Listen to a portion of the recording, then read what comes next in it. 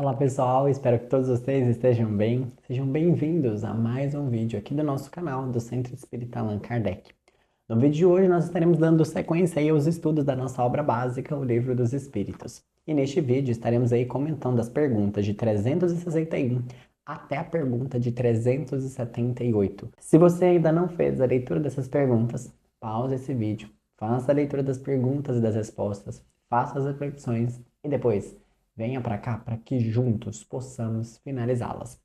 Na certeza de que Deus é amor e o que Ele quer da gente é que a gente ame, vamos então continuar os nossos estudos a respeito do Livro dos Espíritos. Bom, iniciando os nossos comentários a respeito das faculdades morais e intelectuais dos seres humanos. De acordo com as respostas ditadas pelos espíritos superiores, essas qualidades elas provêm do espírito. Então, as qualidades morais e a inteligência provêm do espírito de cada um. E quando nós pensamos em um ser humano vicioso, ou seja, lembra quando a gente pensa na moral, que é a conduta do ser humano?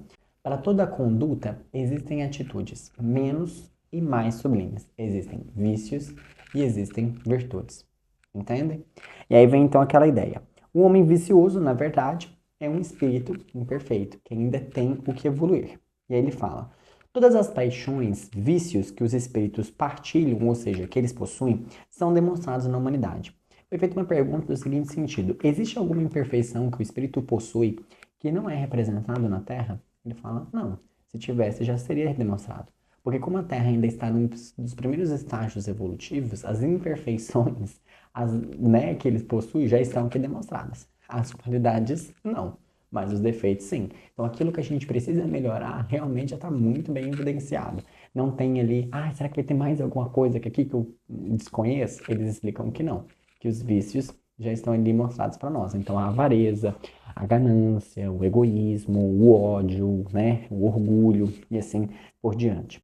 Olha que interessante a pergunta de 365. Diz assim: por que alguns homens muito inteligentes, o que indica acharam-se encarnados neles espíritos superiores, são ao mesmo tempo profundamente viciosos? Ou seja, em outras palavras, como explicar seres humanos são muito, muito inteligentes na questão intelectual? E aí isso já denota, né, uma questão de um espírito já um pouco superior no quesito intelectualidade, ele vir com muito vício. Você talvez uma pessoa muito avarenta, uma pessoa muito ambiciosa, com muito ódio, com muito rancor. Como explicar isso? Olha a resposta. É que não são ainda bastante puros os espíritos encarnados nesses homens, que então, e por isso, cedem à influência de outros espíritos mais imperfeitos. O espírito progride em invisível marcha ascendente, mas o progresso não se efetua simultaneamente em todos os sentidos. O que isso quer dizer? Você pode desenvolver muito a sua intelectualidade, mas não necessariamente desenvolver a sua moral. Uma pessoa muito inteligente na área das ciências, ela pode ser uma pessoa péssima em conduta moral e não ter qualidades no trato com as outras pessoas. Então ele fala que a marcha, o espírito sempre vai evoluindo, sempre vai caminhando, mas não necessariamente todos ao mesmo tempo, né? Em todos os patamares de evolução. Durante um período da sua existência, ele se adianta em ciência, durante outro em moralidade. E olha que interessante isso, né? Durante um período da sua existência. Então é muito comum focar muito no desenvolvimento intelectual, aí vem a vida e fala, ó, intelectual tá ok, vamos agora trabalhar em moral. Entende? Vem as crises, vem as dificuldades, vem as dores. Interessante isso, né? Ó, durante a sua existência, ele se adianta em ciência, durante outro período em moralidade. Então, realmente, a gente vai ali, ó, um pouquinho de intelectualidade, um pouquinho de moralidade e assim por diante. Passinhos lentos, mas devagar, sempre evoluindo, certo? Então, uma vez entendido que as qualidades, as faculdades intelectuais e morais provêm do espírito, vem aquela seguinte ideia. Então, quer dizer que o organismo não influencia em nada, que o desenvolvimento do organismo é uma consequência do espírito, que é um efeito e não uma causa. Olha que interessante, é necessário a gente pontuar algumas coisas. Na pergunta de 368, o subitem dela, Allan Kardec pergunta: o invólucro material é um obstáculo à livre manifestação das faculdades do espírito, como um vidro opaco o é a livre radiação da luz? Então, veio a luz. Mas tem um vidro opaco, a luz não passa. Ou seja, apesar de ser luz, de ter aquela qualidade de luz, o vidro impede com que aquela luz passe. Ela não deixa de ser luz, mas ela impede essa passagem. Allan Kardec fez a matéria.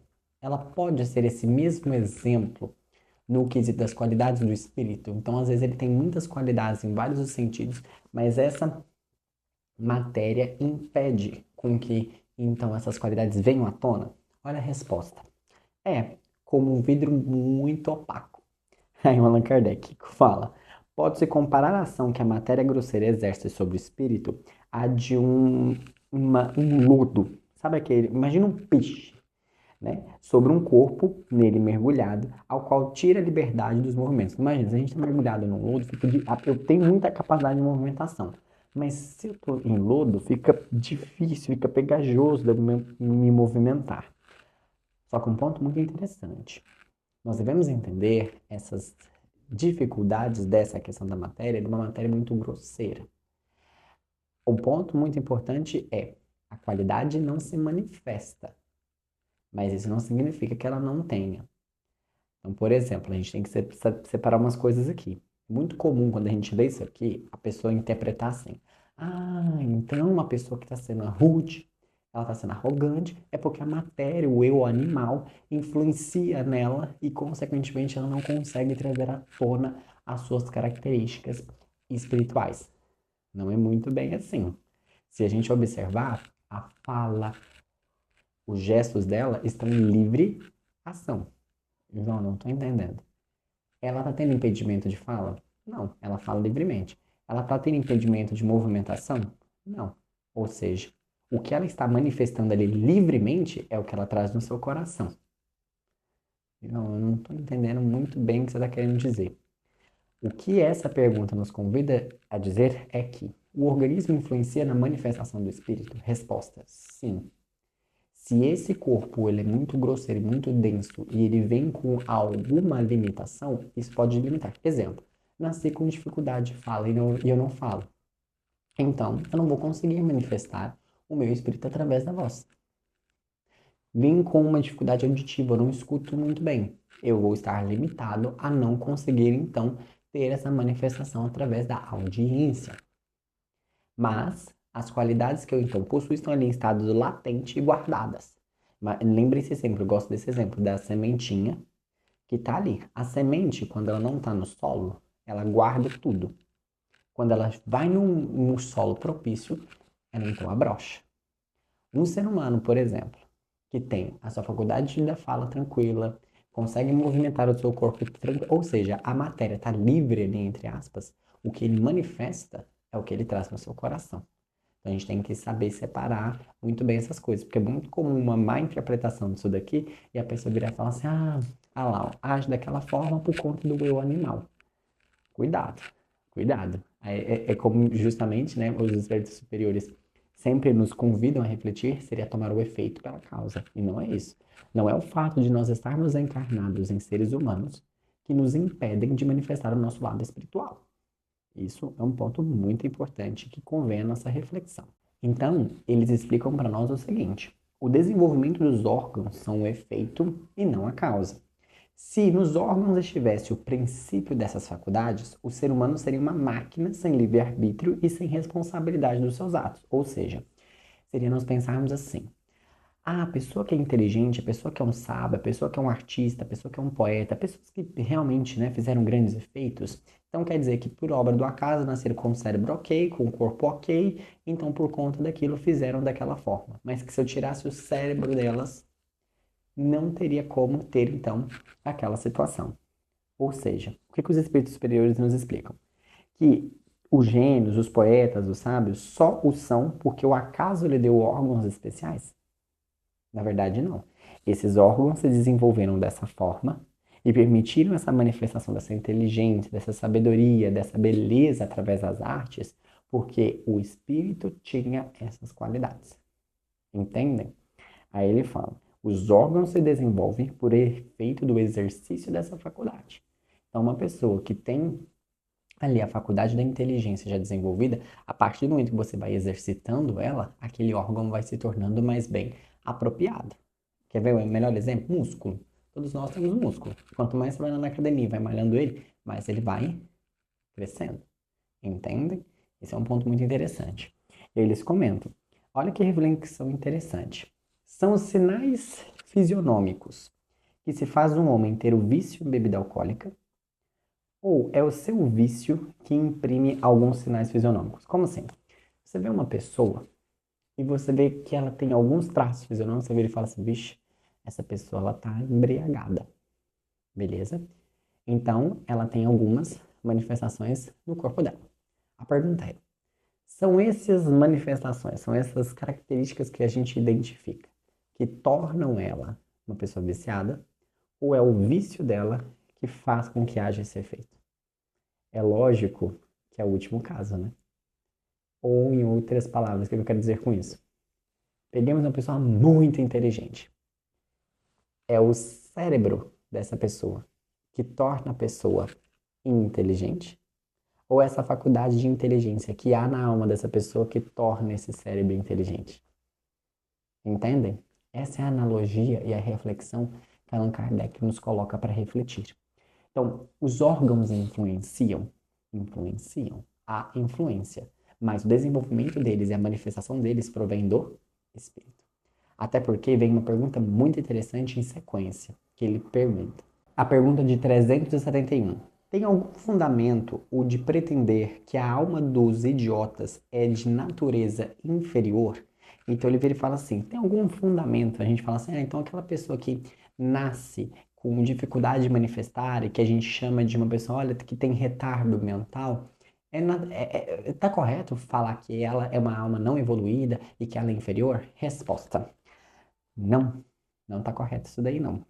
Elas trazem almas humanas, não raro mais inteligentes do que você supõe, mas sofrem da insuficiência dos meios de que dispõem para se comunicar. Da mesma forma que o mundo sofre do mudo, sofre da impossibilidade de falar. Ok? Vamos lá. Mudo veio com deficiência na prega vocal. Por ele ter uma deficiência aqui, ele nunca vai conseguir manifestar a sua voz. A mesma coisa com pessoas que vêm com algum problema de cognição no cérebro. Por ter uma dificuldade cerebral aqui, por ter uma limitação aqui, tem a dificuldade então de se expressar. Mas podem ser sim um espírito evoluidíssimo. Olha a pergunta de sequência. O Allan Kardec já ficou meio assim, né? Olha a pergunta. Que objetivo visa a providência criando seres desse jeito? Tipo, resposta. Os que habitam corpos de idiotas são espíritos sujeitos a uma punição. Sofrem por efeito de constrangimento que experimentam e da impossibilidade em que estão de se manifestarem mediante órgãos não desenvolvidos ou desmantelados. Aí o Allan Kardec fez uma subpergunta dentro dessa. Não há, pois, fundamento para dizer-se que os órgãos nada influenciam, então, sobre a faculdade? Porque, assim, então a matéria, ela influencia, então, na faculdade do, da manifestação. Porque a gente discutiu que tudo aquilo que é manifestado através do órgão vem do espírito. Então, não é correto falar, então, que o órgão vai influenciar nessa manifestação? Aí ele fala, nunca dissemos que os órgãos não têm influência. Tem muito grande sobre a manifestação da faculdade, mas não são eles a origem delas. Olha que interessante isso, e é o que nós estávamos comentando daquela seguinte ideia do bloqueio. Então vamos voltar àquele exemplo para ficar bem claro isso daqui. A matéria não tem nenhuma influência na manifestação? Lógico que tem. Lógico que tem. Ele pode bloquear ou ter livre manifestação. Só que toda manifestação é de origem do espírito. Entendem? Tudo aquilo que vem à tona, isso aqui, tudo isso aqui, ó, braço, pulmão, tudo isso aqui são instrumentos para uma manifestação. Só que essa manifestação, ela é originada do espírito e não dos órgãos. Mas se esse órgão vem com algum problema, é igual a máquina. A máquina, você tem lá as peças. As peças executam o que a máquina pede, certo? Se uma peça vem com defeito, aquela máquina em toda fica então comprometida. Entende? Essa é a mesma ideia. Eles continuam, ó. Então, retomando, né? Nunca dissemos que os órgãos não têm influência. Tem muito grande sobre a manifestação das faculdades, mas não são eles a origem delas. Aqui está a diferença. Um músico excelente com um instrumento defeituoso não dará a ouvir uma boa música, o que não fará que deixe de ser um bom músico. Nossa, como os espíritos superiores são... Quer ver? Uma pessoa que sabe tocar violão muito bem, e é um excelente tocador de violão. Eu vou e entrego para ele um violão totalmente desafinado, com corda arrebentada e tudo mais. Vai sair boa música? Não vai. Mas ele deixa de ser um bom tocador de violão? Não. Apenas o instrumento que não foi ali habilitado, digamos assim. Não foi ali nas condições ideais daquela situação. Então, eles continuam, né? É importante, então, que se distingua, né, o estado normal do estado patológico. Como assim? Ele fala que o estado normal é o estado em que o espírito vence os obstáculos que a matéria lhe impõe e consegue sua livre manifestação. Então, por exemplo, um corpo dito na ciência como saudável, o espírito consegue livre manifestação sobre ele. Já um corpo em estado patológico é um estado em que a alma não usufrui de total liberdade. Então, por exemplo, vem cego, vem surdo, vem mudo, vem com alguma deficiência de talvez mobilidade de andar, por exemplo. Então é uma patologia, veio com alguma limitação no corpo. Entenda, não era a alma que tinha essa limitação, mas o corpo foi limitado para limitar então a manifestação daquela alma. Entendem? Logo, existe essa influência no bloqueio dessa limitação. Esse é um estado, como explica a doutrina espírita, de expiação pelo mau uso de certas faculdades. Por isso que é muito comum, em algumas palestras espíritas, nós ouvimos o seguinte sentido. Ah, uma pessoa que utilizou mal da sua fala, na próxima vida, ela vem muda. Uma pessoa que utilizou mal dos seus olhos, na próxima vida, nasce cega. E assim por diante. Que é justamente essa ideia, né? Que limita aquela utilização daquele órgão para que através da ausência consiga se observar a importância de como utilizar de maneira adequada, com caridade, com benevolência, né? Por fim, nós gostaríamos de comentar a pergunta de 365, que é justamente essa pessoa que nasce, então, com uma certa deficiência no cérebro, que a gente aqui chama, né, de que possui um certo retardo.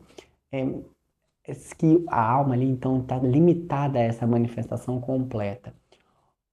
O que acontece com ela? Olha a pergunta. Qual, na loucura, é a situação do espírito? Olha a resposta bem detalhada.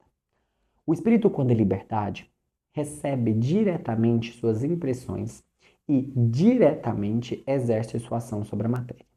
Encarnado, porém, ele se encontra em condições muito diversas e na contingência de só o fazer com auxílio de órgãos especiais. Altera-se uma parte ou um conjunto de tais órgãos e eis que se lhe interrompe, no que destes dependem sua ação ou suas impressões. Se perde os olhos, fica cego. Se o ouvido, torna-se surdo, e assim, etc. Imagina agora que seja o órgão que preside as manifestações da inteligência, o cérebro, o atacado, ou que seja modificado, parcialmente ou inteiramente. E é fácil terá de se compreender que só tendo o espírito a seu serviço os órgãos incompletos ou alterados, uma perturbação resultará de que ele, por si mesmo e no seu foro íntimo, tem perfeita consciência, mas cujo curso não lhe está nas mãos de ter. Ou seja, o espírito sabe que ele tem a capacidade para aquela manifestação, mas como o órgão está bloqueado, ele não consegue então trazer isso à tona. Que quando ele então desencarna, ele recupera essa situação e entende das reais necessidades e consegue então evoluir mediante essa situação. Interessante, né? Convém a nós, então, pensarmos sobre essa questão de uma maneira em geral, os seguintes aspectos. O que nós vimos nesse vídeo? Nós vimos que todas as qualidades, todas as manifestações, tudo aquilo que vem à tona provém do espírito. Ah, isso quer dizer, então, que os órgãos não têm nenhuma influência? Tem, elas têm como influência barrar. Lembra a ideia do vidro? O vidro opaco não permite que a luz, então, passe. Mas ela deixa de ser luz, ela deixa de ter aquela qualidade? Não. Mas um ponto muito importante, a origem de toda manifestação provém do espírito, e são os órgãos instrumentos para tal. Bom, espero que essas reflexões tenham te contribuído a entender cada vez mais essa influência do corpo e da alma, de que a alma manifesta no corpo e de que o corpo limitado limita então essa alma e que essa limitação é posta justamente como uma expiação e que nós devemos entender que tudo promove para a evolução e que caminhamos aí para esse caminho do bem, esse caminho de nos tornarmos cada vez melhores. Na esperança, então, de cada vez mais entendermos e conseguirmos ampliar a nossa consciência, te vejo no próximo vídeo para mais comentários. Até mais, pessoal. Nos vemos no próximo vídeo.